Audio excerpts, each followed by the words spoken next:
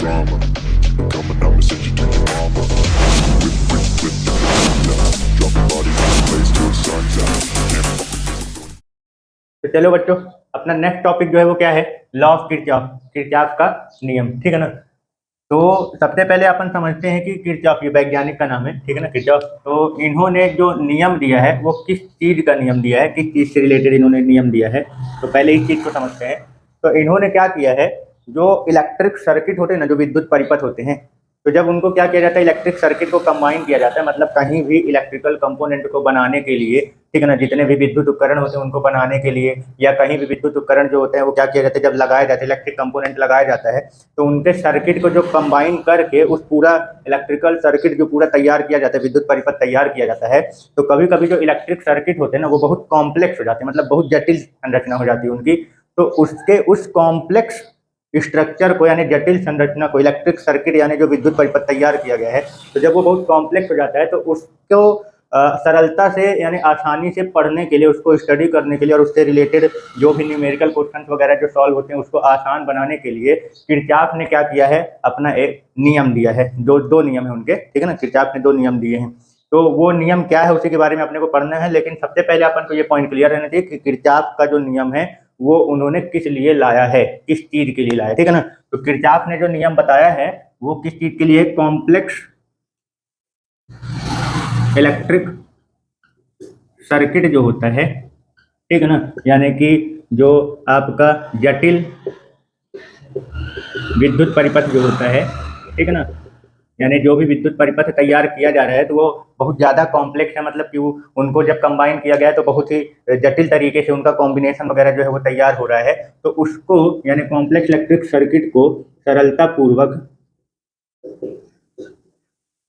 पूर्वक यानी उसको आसानी से स्टडी करने के लिए, यानी पढ़ने या अध्ययन करने के लिए, अध्ययन हो गया, या उनके न्यूमेरिकल्स वगैरह जो हो गए, यानी न्यूमेरिकल्स को सॉल्व करने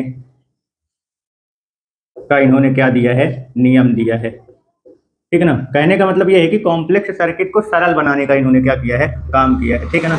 तो इनके और जो इनका जो नियम है ना, जो इनका लॉ है, तो वो एक्चुअली में जो ओम्स लॉ है ना उसका थोड़ा सा एक्सपेंडेड फॉर्म है, मतलब थोड़ा सा विस्तार पूर्वक है, जो अपन ओम्स लॉ पढ़ चुके हैं, ठीक है ना। तो वो ओम्स लॉ ने तो करंट और पोटेंशियल में रिलेशन बताया था, और उसी चीज को इन्होंने इलेक्ट्रिक कंपोनेंट में या इलेक्ट्रिक सर्किट में उसको थोड़ा सा एक्सपेंडेड फॉर्म यानी थोड़ा सा विस्तार रूप दिया है, ठीक है ना। तो ये ओम्स लॉ का थोड़ा सा क्या है, एक्सपेंडेड फॉर्म है, ठीक है ना। इनका जो नियम है वो ओम्स लॉ से ही रिलेटेड है, बस थोड़ा सा एक्सपेंडेड फॉर्म यानी विस्तार रूप है इसका। ओम के नियम का ये क्या है, इनका नियम जो है वो विस्तार रूप है।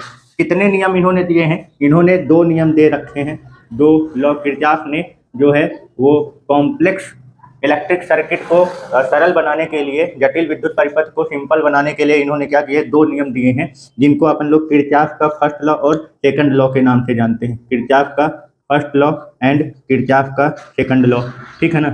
इनके फर्स्ट लॉ को, किरचॉफ के फर्स्ट लॉ को charge conservation, law of charge conservation के नाम से भी जाना जाता है, ठीक है ना। अभी इसको समझते हैं, आगे डिटेल से पूरा नियम पढ़ना है, पर और वहीं पे ये भी समझेंगे कि इसको law of conservation of charge क्यों कहा जाता है, ठीक है ना। तो पहले तो ये ध्यान रखना है कि इनका जो फर्स्ट लॉ है वो है law of conservation of charge भी बोलते हैं, यानी आवेश संरक्षण का नियम। और दूसरा जो है इनका जो सेकंड लॉ है ये क्या है, law of conservation of energy, ठीक है ना। तो इनके 2 नियम है, कहते हैं law of conservation of charge and law of conservation of energy, ठीक है ना। फर्स्ट नियम जो होता है, प्रथम नियम जो है, उसी को law of conservation of charge यानी आवेश संरक्षण का नियम कहा जाता है।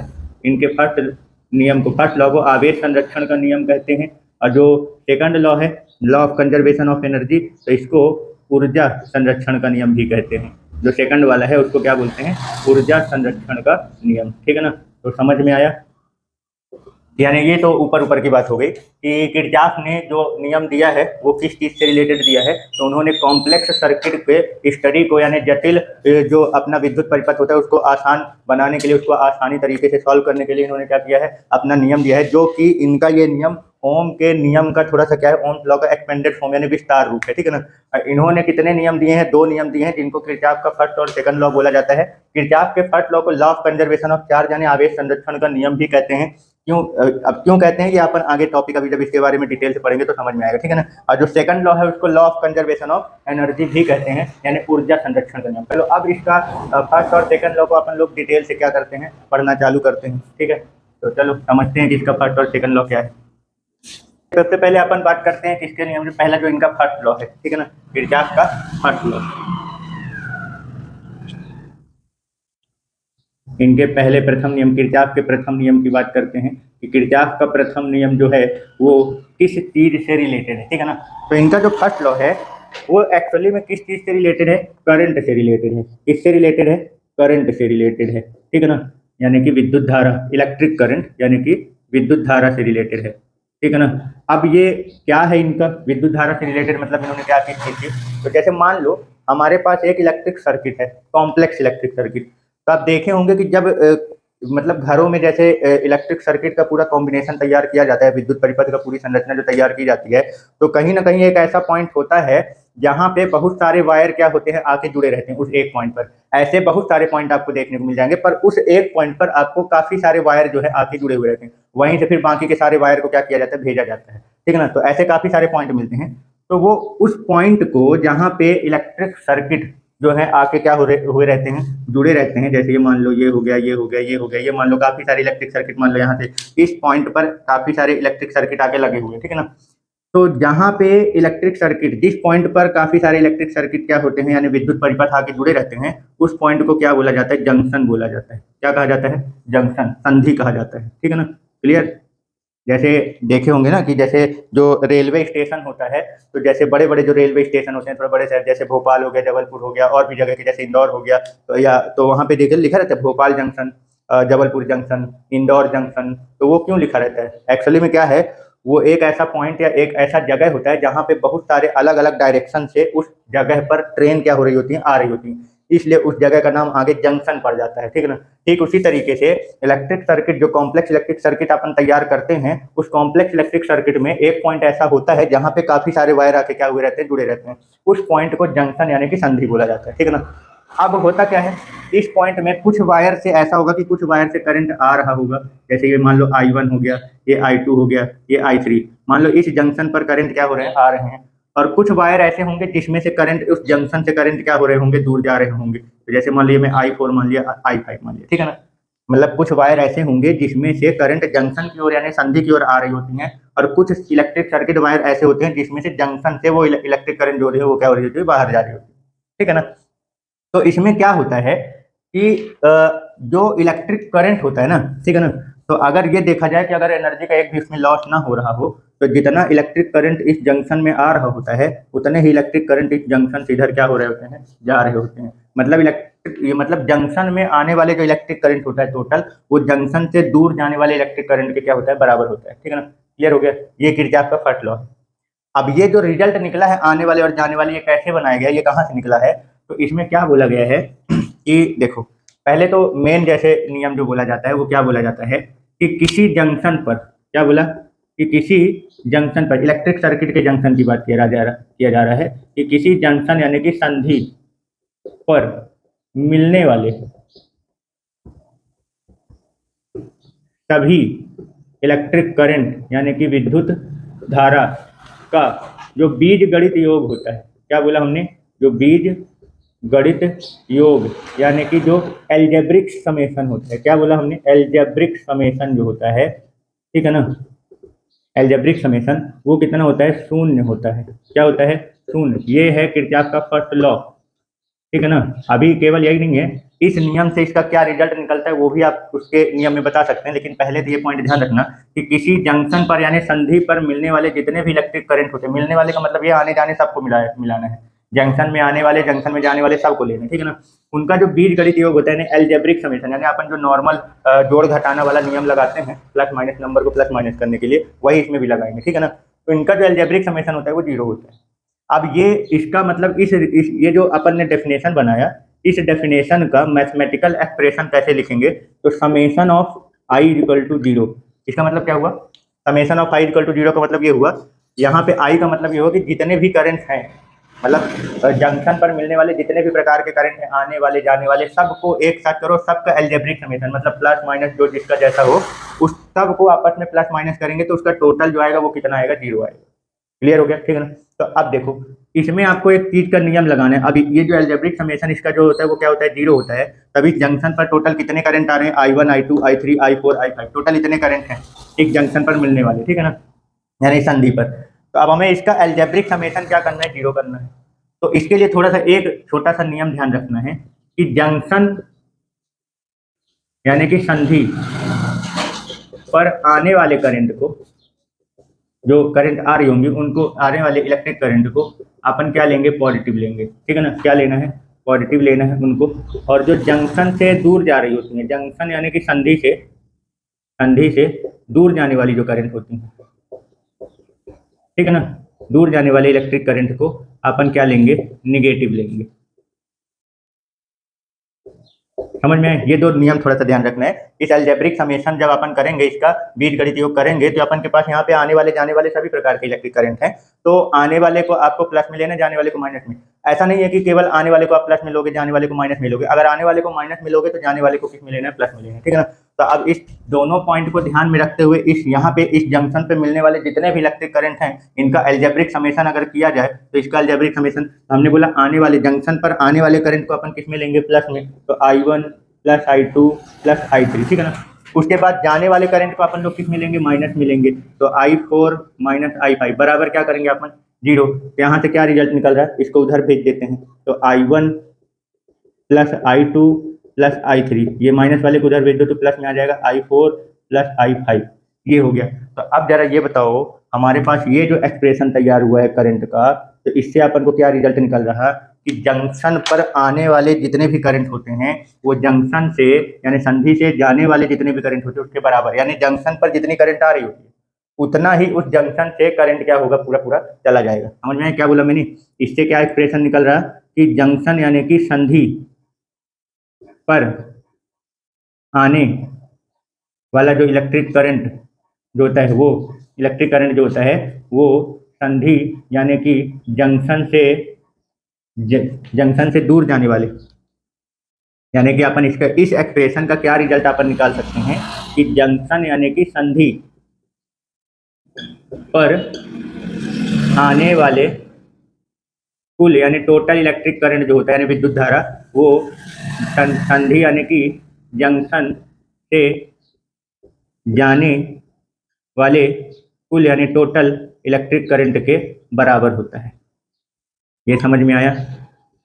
ये अपन का एक्सप्रेशन अपन ने क्या लगाया, जो फर्स्ट लॉ इन्होंने बताया कि किसी भी जंक्शन पर मिलने वाले जितने भी इलेक्ट्रिक करंट होते हैं, यानी किसी भी संधि पर, विद्युत परिपथ के किसी संधि पर मिलने वाले जितने भी इलेक्ट्रिक करंट यानी कि विद्युत धारा होती है, उन सभी का अलजेब्रिक समेशन यानी बीजगणित योग जो होता है वो क्या होता है, 0 होता है।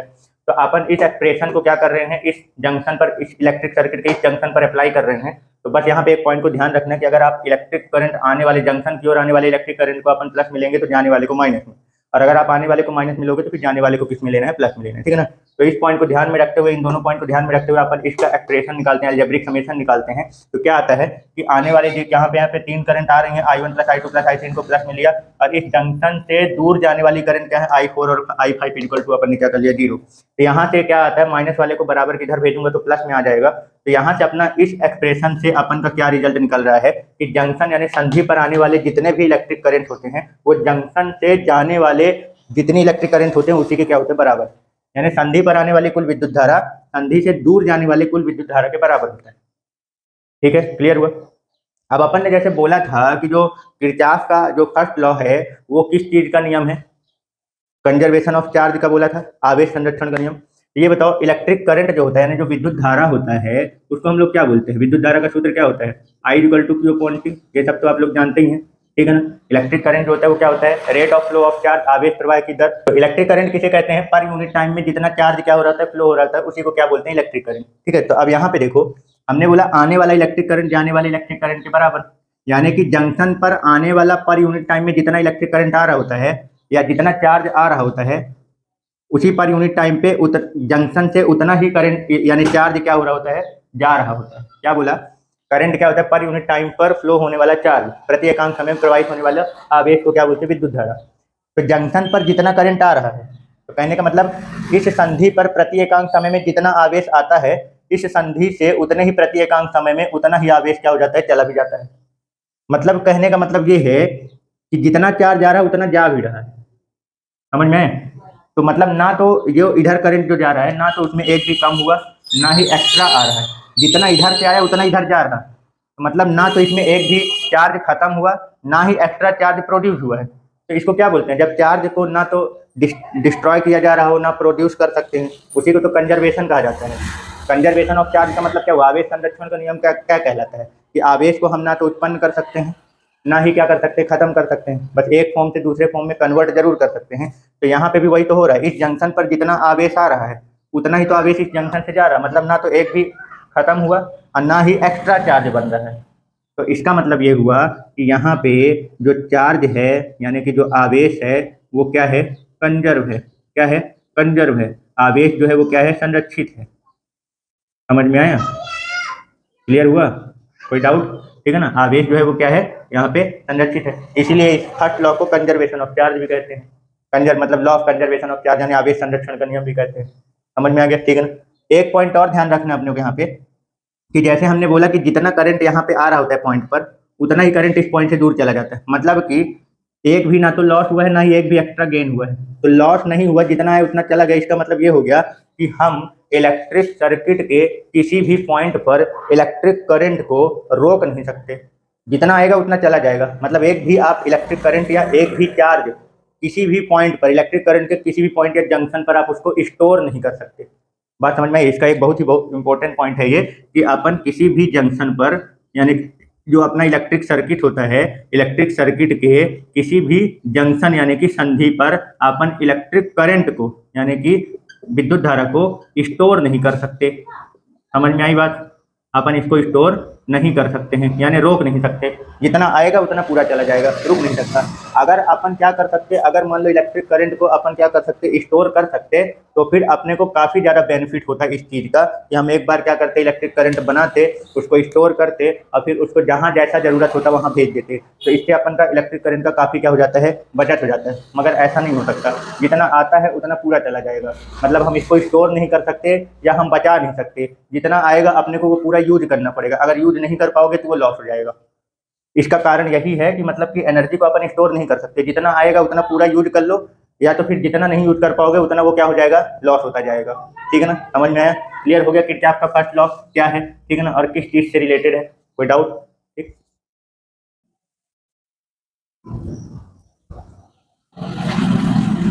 तो चलो अब बात करते हैं अपन किरचॉफ के सेकंड लॉ को। ठीक है ना, कि किरचॉफ का जो सेकंड लॉ है वो क्या है और किस चीज से रिलेटेड है। तो सबसे पहले अपन ये बात कर लेते हैं कि जो किरचॉफ का सेकंड लॉ है वो किस चीज से रिलेटेड है। तो इस पॉइंट को ध्यान रखना, एक्चुअली में किरचॉफ का जो सेकंड लॉ है वो पोटेंशियल से रिलेटेड है। किससे रिलेटेड है, पोटेंशियल, इलेक्ट्रिक पोटेंशियल। ठीक है ना, इलेक्ट्रिक पोटेंशियल का मतलब क्या हो गया, विद्युत विभव। ये किससे रिलेटेड है, विद्युत विभव से रिलेटेड है। ठीक है ना, क्लियर। और दूसरा पॉइंट इसका ये ध्यान रखना है कि ये लगेगा कहाँ। जैसे कि किरचॉफ का जो फर्स्ट लॉ था तो वो किससे रिलेटेड था, इलेक्ट्रिक करंट से रिलेटेड था, और वो लगेगा कहाँ पे, किरचॉफ का फर्स्ट लॉ इलेक्ट्रिक सर्किट जो अपना तैयार हुआ वो किसी एक जंक्शन पर लगेगा यानी किसी एक संधि पर, मतलब उस पॉइंट पर जहाँ पे काफी सारे इलेक्ट्रिक सर्किट यानी विद्युत परिपथ क्या हुए हों, आके जुड़े हुए हों वहां पे। ठीक है ना, ठीक इसी तरीके से जो किरचॉफ का सेकंड लॉ है वो किस चीज से रिलेटेड है, पहले ये पॉइंट ध्यान रखना है। तो वो किस चीज से रिलेटेड है, इलेक्ट्रिक पोटेंशियल यानी विद्युत विभव से रिलेटेड है। और दूसरा पॉइंट ये ध्यान रखना है कि किरचॉफ का जो सेकंड लॉ है वो लगेगा कहाँ पे, तो ये लगेगा आपका एक क्लोज सर्किट में। किस पे लगाना है अपने को, ये क्लोज सर्किट पे लगाना है अपने को। क्लोज सर्किट यानी बंद परिपथ में ही लगेगा, ये इस चीज को ध्यान रखना है। क्लियर हो गया, ठीक है ना। कहाँ लगेगा ये, पहला पॉइंट तो ये ध्यान रखना है कि जो किरचॉफ का सेकंड लॉ है वो किस चीज से रिलेटेड है, तो वो है इलेक्ट्रिक पोटेंशियल यानी विद्युत विभव से रिलेटेड है। दूसरा पॉइंट ये है कि क्लोज सर्किट पर लगेगा, यानी कहाँ पे लगेगा, तो ये क्लोज सर्किट यानी एक बंद परिपथ पर लगेगा। ठीक है ना, तो जब बात ये आ गई कि एक क्लोज सर्किट पर लगेगा तो अपन यहाँ पे एक क्लोज सर्किट तैयार कर रहे हैं। अब फिर समझते हैं कि वहाँ पे अपन किरचॉफ का जो सेकंड लॉ है वो क्या है और उसको कैसे अप्लाई करना है। ठीक है ना, ठीक, तो देखो यहाँ पे अपन क्या कर लेते हैं, एक मतलब कि यहाँ पे क्या लगा लेता हूँ, अपन एक क्लोज सर्किट तैयार कर रहे हैं। तो उस क्लोज सर्किट में बंद परिपथ में कौन कौन से इलेक्ट्रिकल कंपोनेंट यानी कौन कौन से विद्युत उपकरण लगे हुए हैं, इस चीज को ध्यान रखना। तो जैसे यहाँ पे अपन पहले बैटरी लगा देता हूँ, ये हो गया। ठीक है ना, बैटरी के पोटेंशियल को ईएमएफ से भी जाना जाता है। किसे जाना जाता है, ईएमएफ, इलेक्ट्रोमोटिव फोर्स, ठीक है ना, क्या बोला, इलेक्ट्रोमोटिव फोर्स, विद्युत वाहक बल, ठीक है। तो बैटरी का इस पहले मान लेते हैं ये पहला बैटरी है जिसका इलेक्ट्रोमोटिव फोर्स यानी विद्युत वाहक बल या पोटेंशियल जो है वो क्या मान लेते हैं, E1।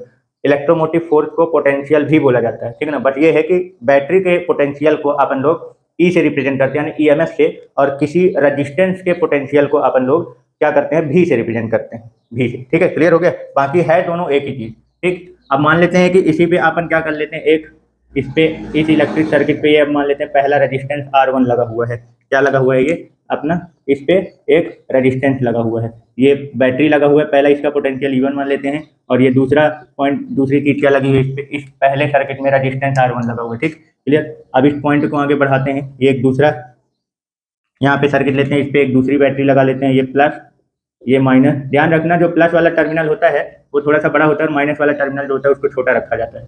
बैटरी के पॉजिटिव और निगेटिव टर्मिनल में पॉजिटिव वाले टर्मिनल की लाइन बड़ी रखी जाती है और निगेटिव वाले के टर्मिनल को छोटी रखी जाती है, ठीक है ना।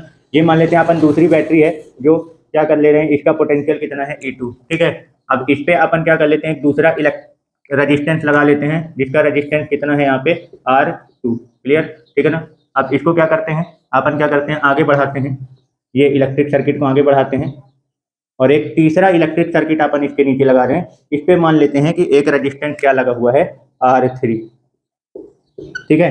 मतलब ऐसे करके आप क्लोज सर्किट कुछ भी बना सकते हो ये। अब इसको अपन क्या करते हैं, इसमें मान लो कि अगर इसमें स्विच वगैरह क्या है, स्विच लगा हुआ है, मान लो बैटरी मतलब ऐसे मान लेते हैं स्विच लगा हुआ है, जैसे स्विच ऑन करते हैं तो क्या हो जाएगा, इसमें से क्या होगा, करंट फ्लो होगा। आप समझते हैं कि इसमें करंट कहाँ क्या कैसे फ्लो होगा, तो जैसे ये बैटरी का, अब ये तो पता है कि जो बैटरी में करंट जो फ्लो होता है वो उसके प्लस से माइनस टर्मिनल की ओर जाता है, मतलब पॉजिटिव टर्मिनल से इलेक्ट्रिक करंट बाहर निकलेगा, ठीक है ना। तो मान लेते हैं ये फर्स्ट बैटरी लगी है, इससे करंट क्या निकल रहा है, I1, और ये जो सेकंड बैटरी है इसका भी प्लस टर्मिनल मैंने इधर ही साइड लिया है, इससे भी करंट क्या निकलेगा, I2। अब ये दोनों इलेक्ट्रिक करंट आपस में मिलके, ये दोनों इलेक्ट्रिक करंट मिलके इस तीसरे वाले इलेक्ट्रिक सर्किट में आएंगे, और इस वाले में इनका जो करंट जाएगा वो कितना जाएगा, I1 प्लस I2, ठीक। फिर इस R3 से जो करंट जाएगा वो कितना जाएगा, I1 प्लस I2 आगे बढ़ेगा, और यहाँ से ये जाएगा, और यहाँ से ये करंट क्या हो जाएगा, वापस बढ़ जाएगा, इसमें से I1 सॉरी इस वाले सर्किट में I2 और ऊपर वाले सर्किट में I1 करंट वापस चला जाएगा। मतलब R1 रेजिस्टेंस पे I1 करंट फ्लो हो रहा, R2 रेजिस्टेंस में I2 करंट फ्लो हो रहा, और R3 रेजिस्टेंस में I1 plus I2 current flow हो रहा। ये हमने बना लिया एक क्लोज सर्किट, क्लियर, ठीक है ना। अब इसमें क्या ध्यान रखना है, जो किरचॉफ का जो सेकंड लॉ है वो इस क्लोज सर्किट से रिलेटेड क्या नियम है, इन्होंने क्या बोला है, तो अपन क्या कर लेते हैं, इस थोड़ा सा क्लोज सर्किट का क्या कर देते हैं, नाम दे देते हैं। जैसे ये मान लो A B C D, ये जो पॉइंट हैं इनको कुछ नाम दे देते हैं, और ये हो गया E और ये हो गया F, ठीक है, क्लियर। ये अपन ने क्या कर दिया, इस क्लोज सर्किट का पॉइंट का नाम दे दिया, ठीक।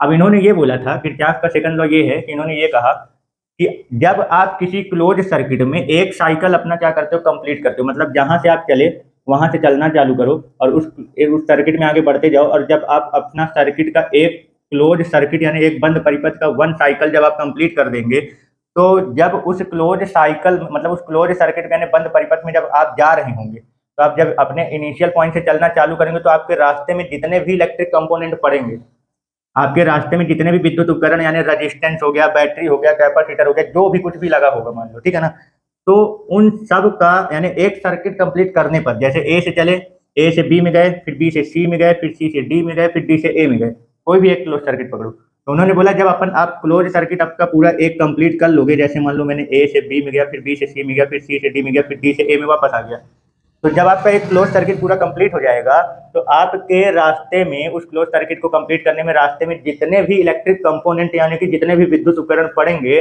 उन सभी का पोटेंशियल जो होगा यानी पोटेंशियल जो होता है उसका एल्जेब्रिक समेशन यानी विभव का जो बीजगणित योग होता है कुल, वो क्या होता है, 0 होता है। अच्छे समझ में आया क्या बोला।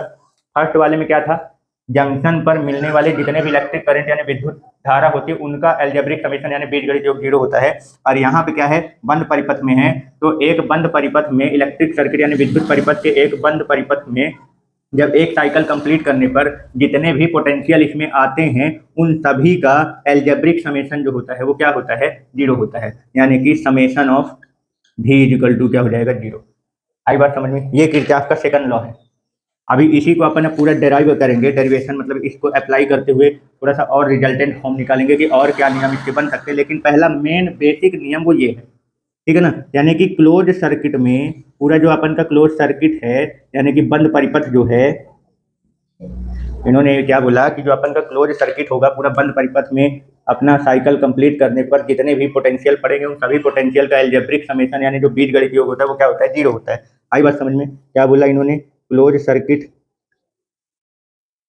जो होगा यानी कि जो बंद परिपथ होता है, उस बंद परिपथ में जितने भी इलेक्ट्रिक कंपोनेंट पड़ेंगे एक साइकिल कंप्लीट करने पर, मतलब उस साइकिल को आप जब कंप्लीट करोगे, चक्कर कंप्लीट करोगे, जहां से चले थे वहीं पे वापस आ जाओ पूरा साइकिल कंप्लीट करने पर। तो वन साइकिल कंप्लीट करने पर, एक चक्कर पूरा जब आप कंप्लीट कर लोगे तो जितने भी इलेक्ट्रिक कंपोनेंट पड़ेंगे उस रास्ते में, ठीक है ना। इलेक्ट्रिक कंपोनेंट का मतलब समझ रहे, रेजिस्टेंस हो गया, बैटरी हो गया, या कैपेसिटर हो गया, या और भी कोई चीज लगी हुई है, उन सभी का जो पोटेंशियल होगा, इलेक्ट्रिक कंपोनेंट यानी विद्युत उपकरण का जो जितने भी विद्युत उपकरण हैं, उन सब का जो पोटेंशियल है यानी कि जो विभव है, ठीक है ना, उन सभी का अपन पोटेंशियल लेंगे विभव, और उसका क्या करेंगे, एल्जेब्रिक समेशन यानी जो बीजगणित योग निकालेंगे, वो कितना आएगा, जीरो आएगा। ठीक है, ये तो फर्स्ट लॉ हो गया, तो सॉरी सेकंड लॉ हो गया। अब इस सेकंड लॉ को अपन क्या करेंगे, थोड़ा सा अब एक क्लोज सर्किट में अप्लाई करके इसका एक रिजल्टेंट मतलब कि वो निकालेंगे डेफिनेशन की। एक रिजल्टेंट डेफिनेशन क्या बनता है, जैसे इलेक्ट्रिक करंट यानी किरचॉफ का जो फर्स्ट लॉ था उसमें क्या अपन ने फर्स्ट लॉ ने क्या बोला था कि किसी जंक्शन पर मिलने वाले जितने भी इलेक्ट्रिक करंट होते हैं उनका एल्जेब्रिक समेशन यानी बीजगणित योग क्या होता है, जीरो होता है। फिर उसको अपन अप्लाई करते हुए एक लास्ट मतलब डेरिवेशन निकाला था जिसमें क्या आया था कि जितने भी आने वाले करंट होते हैं वो जाने वाले के बराबर होते हैं, ठीक है ना। ये रिजल्टेंट वाला निकला, इसको भी आप किरचॉफ के फर्स्ट लॉ में लिख सकते हो। ठीक उसी तरीके से अपन किरचॉफ का जो सेकंड लॉ है वो तो ये है पोटेंशियल से रिलेटेड, कि एक क्लोज सर्किट में जो पोटेंशियल का जो एल्जेब्रिक समेशन होता है यानी बीजगणित योग होता है यानी विभव का, वो कितना होता है, जीरो होता है। अब इस रूल को अपन क्या करेंगे, एक क्लोज सर्किट में अप्लाई करेंगे, और उस क्लोज सर्किट में अप्लाई करने के बाद जो रिजल्टेंट एक वैल्यू निकल के आएगी उससे भी अपन इसका एक नया डेफिनेशन क्या करेंगे, बनाएंगे। ठीक है, तो चलो समझते हैं। तो किसी क्लोज सर्किट में किरचॉफ के सेकंड लॉ को लगाने से पहले हमें थोड़ा सा कुछ रूल ध्यान रखना पड़ेगा। जैसे फर्स्ट लॉ में अपन ने रूल पढ़ा था कि जंक्शन पर आने वाले करंट को प्लस मिलेंगे, जाने वाले को माइनस मिलेंगे। ठीक उसी तरीके से यहाँ पे भी अपन पोटेंशियल से रिलेटेड जो है वो कुछ थोड़ा सा पॉइंट ध्यान रखना है। तो जैसे मान लो अपन पहले बैटरी की बात कर लेते हैं, किसकी बात कर लेते हैं, बैटरी की बात कर लेते हैं। तो जो बैटरी लगा होगा इससे क्या नियम लगाना है, तो देखो जब आप अपना एक साइकिल क्या कर रहे होगे, कंप्लीट कर रहे होगे, जैसे मान लो ए से बी, बी से सी, सी से डी, मैं एक क्लोज सर्किट कौन सा ले रहा हूँ, ए बी सी डी, ए पहले इस पे बात कर रहा हूँ। तो मैं पहले ए से बी गया, फिर बी से सी में गया, फिर सी से डी में, फिर वापस चला आया ए में, ये अपना इस साइकिल में कंप्लीट कर रहा हूँ। ठीक है, तो जब आप अपना साइकिल कंप्लीट कर रहे होगे तो साइकिल कंप्लीट करने में सबसे पहले मैं बैटरी की बात कर रहा हूँ कि बैटरी का जो पोटेंशियल है यानी ईएमएफ है उसको आप कब प्लस मिलोगे, कब माइनस मिलोगे, तो जब आप बैटरी के माइनस टर्मिनल से, कहाँ से, निगेटिव टर्मिनल से, ऋणात्मक सिरे से पॉजिटिव टर्मिनल यानी धनात्मक सिरे की ओर जाओगे तो उसके ईएमएफ को आपको किस में लेना है, पॉजिटिव में लेना है। और अगर आप बैटरी के पॉजिटिव टर्मिनल से निगेटिव टर्मिनल की ओर जा रहे हो तो उसके ईएमएफ को आपको किस में लेना है, माइनस में लेना है। ये बैटरी का रूल हो गया। जैसे समझो हम क्या कर रहे हैं, ए से बी में जा रहे हैं, फिर बी से सी में, फिर सी से डी में, फिर डी से ए में वापस आ जाएंगे। ठीक है ना, तो अभी पहले बैटरी बस को देखते हैं कि बैटरी में अपन कौन सा रूल लगाएंगे। तो बैटरी के पोटेंशियल को अपन लोग किससे रिप्रेजेंट कर रहे हैं, ई से रिप्रेजेंट कर रहे हैं। बैटरी के जो विभव है उसको उसके ई से रिप्रेजेंट करते हैं। बैटरी के विभव को क्या बोलते हैं, इलेक्ट्रोमोटिव फोर्स, विद्युत वाहक बल, उसको ई से रिप्रेजेंट करते हैं। ठीक है ना, तो जैसे मान लो अपन ए से बी की तरफ जब हम जाएंगे तो हम केवल अभी बैटरी की बात कर रहे हैं, इसके पोटेंशियल का। तो ए से बी की तरफ जब आप जाओगे तो देखो कहाँ से कहाँ जा रहे हो, इसके निगेटिव टर्मिनल से किधर आ रहे हो, पॉजिटिव टर्मिनल की ओर। इसका मतलब हमें जब हम अपना इस क्लोज सर्किट में किरचॉफ का सेकंड लॉ लगा रहे होंगे तो अपन को बैटरी का जो पोटेंशियल लेना है वो क्या लेना पड़ेगा, अगर निगेटिव से पॉजिटिव में जा रहे होगे तो उसको किस में लेना पड़ेगा, पॉजिटिव में लेना पड़ेगा। अब आगे बढ़ो, यहाँ से यहाँ गए, फिर यहाँ से इधर जाओगे तो अगला इलेक्ट्रिक कंपोनेंट यानी विद्युत उपकरण अपना क्या फंसेगा, ये दूसरा वाला बैटरी। तो अब इसमें देखो आप किधर से किधर जा रहे हो, सी से डी की तरफ जा रहे हो। तो इस बैटरी से जब पास हो गए तो इस बैटरी का पहला टर्मिनल क्या फंसेगा, प्लस, फिर उसके बाद का टर्मिनल क्या फंसेगा, माइनस, यानी आप प्लस से माइनस की तरफ जा रहे हो। तो जब बैटरी के अपन पॉजिटिव से निगेटिव टर्मिनल की ओर जा रहे होते हैं तो उसका पोटेंशियल अपन लोग किस में लेते हैं, माइनस में लेते हैं। यानी जिस टर्मिनल की ओर आप जा रहे होगे उसका पोटेंशियल आपको उसी में लेना। ये तो हो गया बैटरी का रूल। ठीक है ना, अब समझते हैं अपने इलेक्ट्रिक कंपोनेंट में रेजिस्टेंस भी पड़ रहा है, मतलब इलेक्ट्रिक सर्किट में रेजिस्टेंस, विद्युत परिपथ में प्रतिरोध भी आ रहे हैं। तो अब इसके पोटेंशियल को अपन लोग कैसे लेंगे, ठीक है ना। तो इसके रेजिस्टेंस का पोटेंशियल जब अपन बात करेंगे, रेजिस्टेंस यानी प्रतिरोध का, तो सबसे पहले तो ये ध्यान रखो कि जो रेजिस्टेंस का पोटेंशियल होता है, प्रतिरोध का जो विभव होता है, तो वो अपन लोग लेते क्या है, पोटेंशियल का जो विभव मतलब रेजिस्टेंस का जो पोटेंशियल होता है। तो जैसे इसका मान लो इसका पोटेंशियल क्या है, V1 क्या है, इसका पोटेंशियल क्या है, V1 है, ठीक है ना, ये V1 है। तो ये बताओ रेजिस्टेंस का पोटेंशियल, प्रतिरोध का विभव कैसे निकालते हैं, ओम के नियम से, V equal to I R. यदि किसी इलेक्ट्रिक सर्किट यानी विद्युत परिपथ का प्रतिरोध रेजिस्टेंस R हो और उसमें I करंट फ्लो हो रहा हो तो उसका पोटेंशियल कितना हो जाएगा, V equal to I R. तो ऐसे ही यहाँ पे R1 में से जो करंट जा रहा है वो कितना जा रहा है, I1, तो R1 का पोटेंशियल कितना हो जाएगा, V1 equal to I1 R1। ऐसे R2 की बात करूं तो R2 रेजिस्टेंस से कौन सा करंट जा रहा है, I2, तो इसके पोटेंशियल को अपन लोग क्या लिखेंगे, V2 equal to I2 R2। ऐसे इसका पोटेंशियल आपको अगर निकालना होगा V3 equal to I1 plus I2 into R3, क्योंकि इसका रेजिस्टेंस कितना है R3 और इसमें से जो करंट जा रहा है वो कितना जा रहा है, I1 प्लस I2 के बराबर। तो इसका पोटेंशियल कितना हो जाएगा, V3 equal to I1 plus I2 into R3, ठीक है ना। तो रेजिस्टेंस से जब आप पास हो रहे होते हो, यानी आपके रास्ते में जब प्रतिरोध पड़ेगा, जब इलेक्ट्रिक सर्किट आप अपना क्लोज सर्किट कंप्लीट करोगे तो जब आपके रास्ते में क्या पड़ेगा, रेजिस्टेंस यानी प्रतिरोध पड़ेगा, तो इसके पोटेंशियल को अपन को कैसे लेना है, कब प्लस में लेना है कब माइनस में लेना है, इसको समझना है। तो देखो जब आप मतलब अपना क्लोज सर्किट कंप्लीट कर रहे होगे तो अगर आपका डायरेक्शन, हमने क्या बोला, आपके मोशन का डायरेक्शन, मतलब आपके गति का जो डायरेक्शन है, मोशन का डायरेक्शन यानी कि जो आपका डायरेक्शन है वो अगर करंट के डायरेक्शन में है, उस इलेक्ट्रिक सर्किट में जो करंट फ्लो हो रहा है अगर उसी के डायरेक्शन में है, तो आपको रेजिस्टेंस का जो पोटेंशियल है उसको किस में लेना पड़ेगा, निगेटिव में लेना पड़ेगा। किसमें लेना पड़ेगा, निगेटिव। ध्यान रखना जब आप करंट के ही डायरेक्शन में क्या हो रहे होगे, रेजिस्टेंस से यानी प्रतिरोध से जा रहे होगे, जिस डायरेक्शन में करंट जा रहा है उसी डायरेक्शन में अगर आप प्रतिरोध से होके जाते हो तो आपको उसका पोटेंशियल किसमें लेना पड़ेगा, माइनस में। तो जैसे इसमें देखो, इसमें करंट ए से बी की तरफ जा रहा, ए बी वाला जो सर्किट है, ये वाली जो लाइन है, इसमें हम ए से बी की तरफ जा रहे हैं, इलेक्ट्रिक करंट भी इसमें ए से बी की तरफ ही पास हो रहा है, मतलब आपको इसके पोटेंशियल को किस में लेना पड़ेगा, माइनस में लेना पड़ेगा, ठीक है ना। अभी अपन रूल समझ रहे हैं, फिर उसके बाद अपन को किरचॉफ का ये सेकंड लॉ अप्लाई करना है, ठीक है। तो इसके पोटेंशियल को अपन लोग किस में लेंगे, माइनस में। अब जब सी से डी की तरफ जाओगे तो जरा देखो आपका डायरेक्शन सी के डी की तरफ है, लेकिन इस इलेक्ट्रिक सर्किट में करंट जो है वो डी से सी की तरफ आ रहा है, अपोजिट है। तो जब आपके मोशन का डायरेक्शन जो है, यानी हमारा जो मोशन है उसका डायरेक्शन जो है अगर करंट के अपोजिट है, कैसा है, करंट के अपोजिट है, तब आपको यहाँ पे उसका जो पोटेंशियल है वो किस में लेना पड़ेगा, पॉजिटिव लेना पड़ेगा। बात समझ में आ गई, ठीक है ना, क्लियर हो गया, कोई डाउट। तो ये दोनों रूल अपने को क्या करना है, ध्यान रखना है। ये जो दो नियम है यानी किरचॉफ का सेकंड लॉ जब अपन अप्लाई करेंगे तो हमें इन दोनों रूल को क्या करना है, ध्यान रखना है। अब इन दोनों रूल को ध्यान में रखते हुए अपने को किरचॉफ का सेकंड लॉ अप्लाई करना है। तो चलो सेकंड लॉ अप्लाई करते हैं। तो अपन क्या कर लेते हैं, सबसे पहले ये वाला ले लेते हैं, ए बी सी डी ए, यही वाला सर्किट, ठीक है ना। तो अब क्या बोला किरचॉफ का सेकंड लॉ कि जब आप एक क्लोज सर्किट में अपना एक साइकिल कंप्लीट करोगे तो आपके रास्ते में जितने भी इलेक्ट्रिक कंपोनेंट आएंगे उन सब का जो पोटेंशियल होगा उसका अलजेब्रिक समेशन जो होगा यानी बीजगणित योग जो है वो 0 होता है, ठीक है ना। तो चलो चालू करते हैं। ए से बी की तरफ जाने में सबसे पहले अपने रास्ते में कौन पड़ रहा है, रेजिस्टेंस यानी प्रतिरोध R1। इसका पोटेंशियल क्या है, V1। अब इसमें आप किस डायरेक्शन में जा रहे हो, देखो करंट के ही डायरेक्शन में जा रहे हो कि नहीं जा रहे हो। रेजिस्टेंस, पहले रेजिस्टेंस पड़ रहा है तो जो अपने रास्ते में पड़ेगा उसी का नियम क्या करना है, अपने को अप्लाई करना है, ठीक है ना। तो सबसे पहले कौन पड़ रहा है अपने रास्ते पे, रेजिस्टेंस यानी प्रतिरोध। तो इसका पोटेंशियल आपको किस में लेना पड़ेगा, माइनस में। क्यों, क्योंकि आपका डायरेक्शन और इस सर्किट में करंट का डायरेक्शन सेम है, तो अपन इसको किस में लेंगे, माइनस में लेंगे, यानी कि ये V1 जो हो गया, R1 का रेजिस्टेंस V1 माइनस में ले लेंगे, ठीक है ना। फिर उसके आगे कौन पड़ रहा है, बैटरी पड़ रहा है। तो बैटरी में आप कहाँ से कहाँ जा रहे हो, माइनस से प्लस की तरफ। तो जब निगेटिव टर्मिनल से पॉजिटिव टर्मिनल की ओर जाते हैं तो उसका पोटेंशियल अपन को किस में लेना पड़ता है, प्लस में लेना पड़ता है। तो यानी इसको आपको किस में लेना पड़ेगा, प्लस में लेना पड़ेगा। ये पॉजिटिव टर्मिनल E1 हो गया। अब जैसे ही यहाँ से आगे बढ़ोगे, बी से सी की तरफ जाओगे, यहाँ तो कोई इलेक्ट्रिक कंपोनेंट नहीं फंस रहा, लेकिन जैसे सी की डी की तरफ जाओगे तो पहले कौन फंस रहा, अपना बैटरी फंस रहा। अब इसमें देखो आप किधर से किधर जा रहे हो, बैटरी में के लिए प्लस से माइनस की तरफ जा रहे हो। तो यहाँ पे आपको पॉजिटिव से अगर निगेटिव टर्मिनल की ओर जाओगे तो उसका EMF यानी उसका विभव आपको कहाँ में लेना पड़ेगा, माइनस में। तो इसका पोटेंशियल आपको किस में लेना है, माइनस में। क्लियर हो गया। इसके बाद आगे अपना क्या कौन सा इलेक्ट्रिक कंपोनेंट यानी विद्युत उपकरण पड़ रहा है, वो है रेजिस्टेंस यानी प्रतिरोध। अब यहाँ देखो आप सी से डी की तरफ जा रहे हो, लेकिन इसमें करंट डी से सी की तरफ आ रहा है, मतलब इसके पोटेंशियल को हमको किस में लेना पड़ेगा, प्लस में लेना पड़ेगा। तो इसका पोटेंशियल अपन को किस में रखना पड़ेगा, प्लस में। अब फिर डी से ए में वापस आ जाओ, तो यहाँ पे कोई इलेक्ट्रिक कंपोनेंट नहीं पड़ रहा, तो छोड़ दो। तो ये हो गया अपना एक cycle complete A B C D A वाले में, ठीक है ना।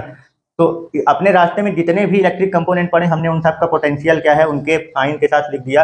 और जो किरचॉफ का सेकंड लॉ कहता है वो ये कहता है कि जितने भी इलेक्ट्रिक कंपोनेंट्स हैं एक साइकिल कंप्लीट करने पर जितने भी इलेक्ट्रिक कंपोनेंट्स हैं उनका पोटेंशियल का जो मतलब जितने पोटेंशियल का जो एल्जेब्रिक समेशन होता है, विभव का जो बीजगणित योग होता है वो 0 होता है। तो अपन इसको किसके बराबर कर देंगे? 0 के बराबर कर देंगे। क्लियर हो गया? कोई डाउट? तो अब यहाँ पे देखो ये बैटरी का ईएमएफ इधर ही रहने दो और जो रेजिस्टेंस का पोटेंशियल उसको उधर भेज दो। तो ये क्या हो जाएगा? P1 माइनस P2 बराबर V1 इधर माइनस में उधर जाएगा तो प्लस में, और ये प्लस में उधर जाएगा तो माइनस में जाएगा। अब चाहे तो आप इनका V1 V2 की वैल्यू अगर रखना चाहो तो इसको चाहे तो आप इसको रख भी सकते हो। V1 इक्वल टू I1R1 और V2 equal to I2R2। Clear हो गया? ये I1R1 ये हो गया I2R2। यानी अपना एक फाइनल यहाँ से रिजल्ट क्या निकल के आ रहा है? E1 minus E2 equal to I1R1 minus I2R2। इसका मतलब क्या हुआ? इसका मतलब ये हुआ कि एक क्लोज सर्किट में, बंद परिपथ में जितने भी बैटरी हैं उनका जो नेट ईएमएफ होता है, यानी उनका जो परिणामी विद्युत वाहक बल जो होता है वो वहां पे जितने भी प्रतिरोध हैं उनके विभव के बीजगणित योग यानी एल्जेब्रिक समेशन के इक्वल होता है। ऐसे भी बोल सकते हैं कि बैटरी का जो ईएमएफ होता है उनका एल्जेब्रिक समेशन बीजगणित योग प्रतिरोध जो होता है यानी जितने भी रेजिस्टेंस लगे हुए हैं उनके पोटेंशियल यानी विभव के एल्जेब्रिक समेशन यानी बीजगणित योग के बराबर होता है। ये सेकंड लॉ का क्या आ गया? रिजल्टेंट वाला मतलब डेफिनेशन, परिणामी वाला, जो अपन का लास्ट रिजल्ट निकल रहा है उसका डेफिनेशन। तो क्या हुआ? क्या बोला? बैटरी का जो ईएमएफ होता है, जो बैटरी होता है यानी बैटरी के जो ईएमएफ होता है, ईएमएफ यानी विद्युत वाहक बल, ठीक है ना, नेट ईएमएफ, या ये बोल सकते हो ईएमएफ का एल्जेब्रिक समेशन। क्या बोला? ईएमएफ यानी कि जो बैटरी होता है उसके ईएमएफ का यानी विद्युत वाहक बल का एल्जेब्रिक समेशन जो होता है वो किसके बराबर होता है? जो रेजिस्टेंस लगे हुए हैं यानी जो प्रतिरोध हैं उनके रेजिस्टेंस के जो पोटेंशियल हैं यानी कि जो विभव है उसके एल्जेब्रिक समेशन यानी बीजगणित योग के बराबर है। ये सेकंड लॉ का रिजल्टेंट पॉइंट निकल के आ गया। आई बात समझ में? जैसे फर्स्ट लॉ का रिजल्टेंट मतलब जो रिजल्ट निकला था उससे अपन ने एक डेफिनेशन बनाया था, आने वाला करंट जंक्शन से जाने वाले करंट के बराबर होता है। ठीक उसी तरीके से मेन नियम तो ये है, पर इसको अप्लाई करने के बाद जो लास्ट में एक रिजल्ट निकलता है तो अपन इससे भी डेफिनेशन बना सकते हैं। तो काफी सारे इस पे काफी सारे टाइप के डेफिनेशन बनते हैं। जैसे पहला डेफिनेशन अपन जैसे यहाँ पे देखो क्या बोल रही है, बैटरी का ईएमएफ है और जो प्लस में उसको प्लस मिलिए, माइनस वाले को माइनस मिलिए। तो अपन यहाँ पे ये बोल सकते हैं कि नेट ईएमएफ क्लोज सर्किट में जितने भी बैटरी लगे हुए हैं तो एक साइकिल कंप्लीट करने में जो उनका नेट ईएमएफ होगा यानी जो परिणामी विभव होगा वो किसके बराबर होगा? उस परिपथ में जितने भी प्रतिरोध लगे हुए हैं उनके विभव के यानी पोटेंशियल के एल्जेब्रिक समेशन यानी बीजगणित योग के बराबर होता है। इसी को और किस तरीके से बोल सकते हैं? यहाँ पे देखो इस वाले से, ये तो हमने बोल दिया पोटेंशियल डायरेक्ट बोल दिया, ठीक है ना। अब यहाँ पे एक तरीके से और बोल सकते हैं कि एक क्लोज सर्किट में जितने भी बैटरी हैं उनका जो ईएमएफ का एल्जेब्रिक समेशन यानी जो बीजगणित योग होता है या ईएमएफ जो होता है वो किसके बराबर होता है? उसमें जितने भी बैटरी मतलब जितने भी रेजिस्टेंस लगे हुए हैं उनके रेजिस्टेंस और करंट के प्रोडक्ट के एल्जेब्रिक समेशन के इक्वल होता है। क्या बोला मैंने? रेजिस्टेंस और उसमें फ्लो होने वाले करंट के प्रोडक्ट प्रतिरोध और उसमें से प्रवाहित होने वाली विद्युत धारा के गुणनफल के बीजगणित योग। तो जितने भी प्रतिरोध हैं उनके करंट के साथ क्या कर लो? प्रोडक्ट निकाल लो। तो एक्चुअली में आप इनडायरेक्टली उसका पोटेंशियल ही बोल रहे हो। अगर हम ये बोलें कि किसी प्रतिरोध और उसमें प्रवाहित होने वाली धारा का गुणनफल, ठीक है ना, यानी किसी रेजिस्टेंस और उसमें फ्लो होने वाले इलेक्ट्रिक करंट का प्रोडक्ट, तो इसका मतलब आप क्या बता रहे हो? उसका पोटेंशियल ना बोल रहे हो। बात समझ में आ रही है? तो अपन डायरेक्ट पोटेंशियल भी बोल सकते हैं इसके डेफिनेशन में कि जो बैटरी होता है उसका नेट ईएमएफ जो होता है उसमें लगे रेजिस्टेंस के नेट पोटेंशियल बोल लो कि नेट पोटेंशियल के बराबर, या पोटेंशियल का एल्जेब्रिक समेशन के बराबर होता है, ऐसे भी बोल सकते हो। और यहाँ पे इसी पोटेंशियल को ऐसे भी बोल सकते हो कि रेजिस्टेंस मतलब क्लोज सर्किट में लगे जितने भी रेजिस्टेंस होते हैं उनके उसमें फ्लो होने वाले करंट के प्रोडक्ट के एल्जेब्रिक समेशन, प्रतिरोध और उसमें प्रवाहित होने वाली विद्युत धारा के गुणनफल के एल्जेब्रिक समेशन के इक्वल होता है बीजगणित योग के बराबर। तो ये भी बना सकते हैं। तो काफी तरीके से बोलने का तरीका काफी सारा है, ठीक है ना। बस आपको समझना है कि अपन क्या बोल रहे हैं और थोड़ा सा सही इन्फॉर्मेशन देना है, वही चीज बोलना है कि जो उसमें अपने को शो हो रहा है, ये नहीं कि कुछ भी बके रहो। ठीक है, क्लियर हो गया? तो ये सेकंड लॉ समझ में आया। अब ये बताओ कि जो सेकंड लॉ हमने बोला था कि जो किरचॉफ का सेकंड लॉ है वो क्या है? एनर्जी कंजर्वेशन का नियम है, लॉ ऑफ कंजर्वेशन ऑफ मतलब कि इसको एनर्जी कंजर्वेशन का नियम भी कहा जाता है। क्यों एनर्जी कंजर्वेशन का इसको नियम क्यों कहते हैं? आप जरा इस चीज को समझो, यानी इसको सेकंड लॉ को ऊर्जा संरक्षण का नियम भी कहते हैं। ऐसा क्यों? तो ये देखो, यहीं पे देखो, एक बात बताओ, जो बैटरी होता है, तो बैटरी का काम क्या होता है? बैटरी का काम ये होता है चार्ज को एक पॉइंट से दूसरे पॉइंट तक ले जाना, आवेश को एक बिंदु से दूसरे बिंदु तक ले जाने का काम होता है बैटरी का काम, ठीक है ना। यानी कि काफी सारे तरीके से बोला जाता है कि बैटरी का काम होता है पोटेंशियल डिफरेंस बनाना, यानी कि एक इलेक्ट्रिक सर्किट है, उसके दो पॉइंट के बीच में पोटेंशियल डिफरेंस बनाना, यानी विद्युत परिपथ के दो बिंदु के बीच में विभवांतर बनाना। जब विभवांतर यानी पोटेंशियल डिफरेंस होता है तभी ना करंट फ्लो होता है। तो पोटेंशियल डिफरेंस जब बनता है तभी उसमें से क्या होता है? चार्ज फ्लो होता है। करंट यानी चार्ज का फ्लो होना, ये करंट कहलाता है। तो वहां से चार्ज फ्लो होगा। तो एक तरीके से अपन ये बोल सकते हैं कि बैटरी का जो काम होता है वो ये होता है, पोटेंशियल डिफरेंस बनाना तो होता है, लेकिन पोटेंशियल डिफरेंस बना के करेगा क्या? चार्ज को यानी आवेश को एक बिंदु से दूसरे बिंदु तक ले जाएगा। अब सीधी सी बात है कि अगर कोई एक्सटर्नल फैक्टर, कोई बाह्य कारक अगर किसी ऑब्जेक्ट को एक जगह से दूसरी जगह पे ले जा रहा है, तो सीधी सी बात है वो उस पर कुछ ना कुछ फोर्स लगा रहा होगा, बल लगा रहा होगा, क्योंकि बिना फोर्स लगाए किसी भी ऑब्जेक्ट में मोशन नहीं आ सकता है। कोई भी ऑब्जेक्ट, कोई भी वस्तु अपने आप गति नहीं कर सकती जब तक कि उस पर कोई एक्सटर्नल फोर्स यानी बाह्य बल न लगे। तो बैटरी एक तरीके से जो इलेक्ट्रिक सर्किट होता है उसमें चार्ज पहले से ही प्रेजेंट होते हैं, तो बैटरी उन चार्ज पर फोर्स लगा के उसको एक पॉइंट से दूसरे पॉइंट तक ले जाता है। अब जैसे ही आप किसी ऑब्जेक्ट पर फोर्स लगाओगे और अगर उस ऑब्जेक्ट में फोर्स लगाने पर उस ऑब्जेक्ट में मोशन आ जाता है, गति आ जाती है, तो इसका मतलब ये कहा जाता है कि वहां पे कुछ ना कुछ वर्क हुआ है। और वर्क अगर हुआ है तो सीधी सी बात है कुछ ना कुछ एनर्जी वहां पे लगी है। समझ में क्या बोला हूँ? अगर वर्क हुआ है तो इसका मतलब कुछ ना कुछ वहां पे एनर्जी लगी है, क्योंकि बिना एनर्जी के कोई भी ऑब्जेक्ट वर्क कर ही नहीं सकता। यानी कि इनडायरेक्टली अगर देखा जाए तो जो नेट पोटेंशियल बन रहा है यहाँ पे, जो नेट पोटेंशियल डिफरेंस बन रहा है, तो कहने का मतलब ये है कि बैटरी का जो नेट पोटेंशियल डिफरेंस आया, मतलब बैटरी का जो नेट एनर्जी खर्च हुआ है वो किसके बराबर आ रहा है? जो आपका रजिस्टेंस है उसका जो नेट पोटेंशियल बन रहा है उसके बराबर, यानी परिणामी विभव। परिणामी विभव मतलब जो प्लस है उसको प्लस मिलो, जो माइनस है उसको माइनस मिलो, जोड़ घटा के जो अपना आंसर आए वो परिणामी, वो रिजल्टेंट कहलाता है। तो बैटरी का रिजल्टेंट पोटेंशियल, बैटरी का जो परिणामी विभव जो है यहाँ पे, तो वो किसके बराबर आ रहा? यहाँ जो रेजिस्टेंस लगे हुए हैं उनके रिजल्टेंट पोटेंशियल यानी परिणामी विभव के। तो बैटरी यहाँ पे अपना एनर्जी क्या कर रहा है? करंट को फ्लो कराने में लगा रहा है। समझना अच्छे से क्या बोल रहा हूँ? बैटरी अपनी एनर्जी करंट यानी चार्ज को इलेक्ट्रिक सर्किट में फ्लो करने में क्या कर रहा है? खर्च कर रहा है, लगा रहा है। अब जो एनर्जी ये लगा रहा है, तो एक्चुअल में जैसे ही ये क्या हो जाएगा, करंट रेजिस्टेंस मतलब इस इलेक्ट्रिक इसमें रेजिस्टेंस में से होकर जाएगा, तो ये इस पे बाधा उत्पन्न करता है करंट के फ्लो होने में।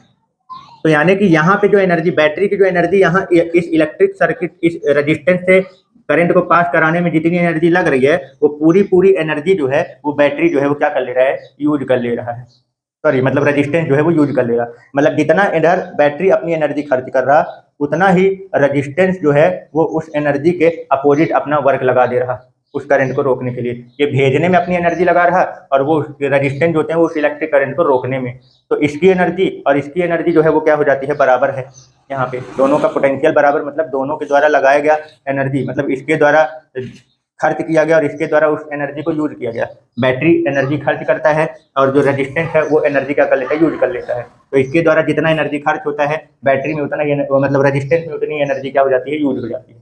बात समझ में आ गई? ठीक है, क्लियर हो गया। इसका मतलब ये हुआ कि ना तो इसमें, मतलब जितना यहाँ से एनर्जी निकला है उतना ही इसमें यूज हो गया है। इसका मतलब इसमें ना तो एक्स्ट्रा एनर्जी बनी है ना ही लॉस हो रहा है। इसलिए इसको क्या कहा जाता है? ये एक एनर्जी कंजर्वेशन का लॉ है। ऊर्जा संरक्षण का नियम भी इसको इसीलिए कहा जाता है, क्योंकि बैटरी जो एनर्जी दे रहा, जो एनर्जी इस पे क्या कर रहा है? अपना लगा रहा, और रेजिस्टेंस जो उस एनर्जी को यूज कर ले रहा, दोनों का बराबर आ रहा। दोनों की एनर्जी यानी दोनों का पोटेंशियल क्या आ रहा? बराबर। तो इसका मतलब एनर्जी कंजर्व न है, ऊर्जा क्या है? संरक्षित है। इसीलिए किरचॉफ के सेकंड लॉ को कंजर्वेशन ऑफ एनर्जी का नियम भी कहते हैं। आई बात समझ में? ये था किरचॉफ का सेकंड लॉ। आप इसके सेकंड लॉ को किसी भी क्लोज इलेक्ट्रिक सर्किट में अप्लाई कर सकते हो। ये जैसे अपन ने पहले वाले में लगाया, ऐसे ही आप दूसरे में भी लेके लगा सकते हो। ऐसे ही आप ए बी या फिर ई में भी लगा के कर सकते हो। कोई भी आप दो, मतलब कोई भी क्लोज सर्किट आप ले सकते हो। ए बी सी डी हमने ले लिया, आप A B F D E भी ले सकते हो, या डी सी एफ ई भी ले सकते हो। और जरूरी नहीं कि आप ऐसे ही डायरेक्शन में चलो, ऐसे भी चल सकते हो, आपको जिस डायरेक्शन में चलने का मन हो उस डायरेक्शन में आप चल लो, आपका लास्ट रिजल्ट यही निकलेगा। बस ये इस रूल को ध्यान में रखना है, इस रूल को ध्यान में आप करो, ध्यान में रख के करोगे तो इधर उधर थोड़ा साइन चेंज होगा लेकिन बराबर में यही चीज आएगी लास्ट में, ठीक है ना। तो इसका टेंशन लेने की जरूरत नहीं है कि हम किस डायरेक्शन में चलें, कहीं अपने को एक ही डायरेक्शन तो नहीं रखना है, ऐसा कुछ नहीं है। आप दूसरा डायरेक्शन भी पकड़ सकते हो और कोई भी क्लोज सर्किट आप पकड़ सकते हो। आपका लास्ट रिजल्ट यही निकलेगा कि बैटरी का जो टोटल या नेट ईएमएफ होता है उसमें जितने भी रेजिस्टेंस होते हैं उनके नेट पोटेंशियल यानी परिणामी विभव के बराबर होता है। क्लियर हो गया? कोई डाउट? तो ये था फिर से आपका सेकंड लॉ, ठीक है, क्लियर।